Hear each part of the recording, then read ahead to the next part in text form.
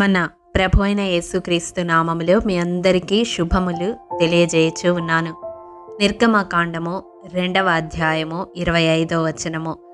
దేవుడు వారి యందు లక్ష్యముంచెను. ప్రియ దైవజనమా, ఇశ్రాయేలీల యందు దేవుడు లక్ష్యముంచినట్లుగా ఈ భాగములో చూస్తాము. వారి స్థితిగతులు అప్పుడు ఎలా ఉన్నాయి అని మనము ఒకసారి ధ్యానించినట్లయితే వారు బానిసలుగా జీవిస్తూ ఉన్నారు. సమాజంలో అత్యంత అల్పమైన వెట్టి పని చేసేవారుగా ఉన్నారు. వారికంటూ ఒక సొంత స్వాస్థ్యము లేనివారుగా ఉన్నారు. పేరుకు లక్షల మందిగా జనులు విస్తరించారు, కానీ ఒక సొంత దేశము లేకుండా పరదేశులుగా జీవిస్తూ ఉన్నారు. ఒక విధముగా చెప్పాలంటే వలస వచ్చిన వారుగా వారి జీవితాలు మన కనుల ఎదుట కనపడుతూ ఉన్నాయి. సమాజంలో ఇటువంటి స్థితిలో ఉన్న వారిని ఎవ్వరూ లక్ష్య పెట్టరు. అందున శ్రమను, హింసను ఎదుర్కొంటున్న వారి నిట్టూర్పును, మూలుగులను, బాధను ఎవ్వరూ పట్టించుకోరు. కానీ దేవుడు మాత్రం వారి యందు లక్ష్యముంచాడు.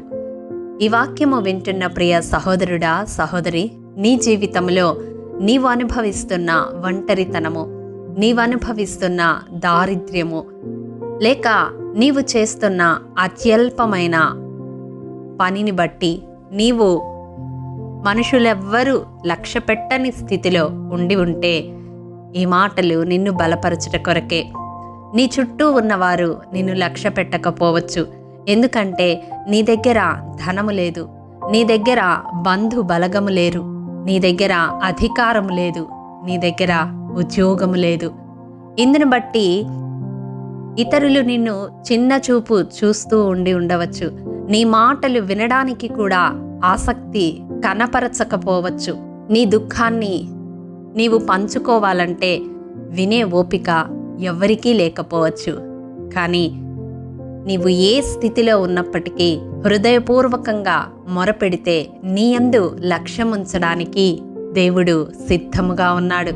ఆనాడు ఇశ్రాయేలీల యందు లక్ష్యముంచిన దేవుడు ఈనాడు కూడా సజీవుడై మారని దేవునిగా, మార్పు లేని దేవునిగా ఉన్నాడు. దేవుడు లక్ష్య పెడితే ఎలా ఉంటుందో వారి జీవితాలను మనము గమనిస్తే అర్థం చేసుకోవచ్చు. నిర్గమకాండము 4వ అధ్యాయం 31వ వచనం ప్రకారం దేవుడు వారి యందు లక్ష్యముంచుట వలన వారి బాధను కనిపెట్టాడు. నిర్గమకాండం 3వ అధ్యాయం 8వ వచనం ప్రకారం వారిని నడిపించడానికి దిగి వచ్చాడు. అవును ప్రియ దైవజనమా, దేవుడు లక్ష్యముంచితే సంవత్సరాది మొదలుకొని సంవత్సరాంతము వరకు దేవుని కన్నులు మన మీద ఉంటాయి. అవును, ఆయన లక్ష్య పెడితే మన జీవితాలలో మేలు కలగజేయడానికే అని ఇర్మియా గ్రంథం 24వ అధ్యాయం 5-6 వచనాల్లో మనం గమనించవచ్చు. కాబట్టి ఏ మేలు అనుభవించక నిరీక్షణ లేని జీవితాన్ని గడుపుతూ ఈ మాటలు నీవు వింటూ ఉన్నట్లయితే హృదయ అంతరంగము నుండి దేవునికి మొరపెట్టు. నిన్ను లక్ష్య పెట్టడానికి దేవుడు సిద్ధంగా ఉన్నాడు.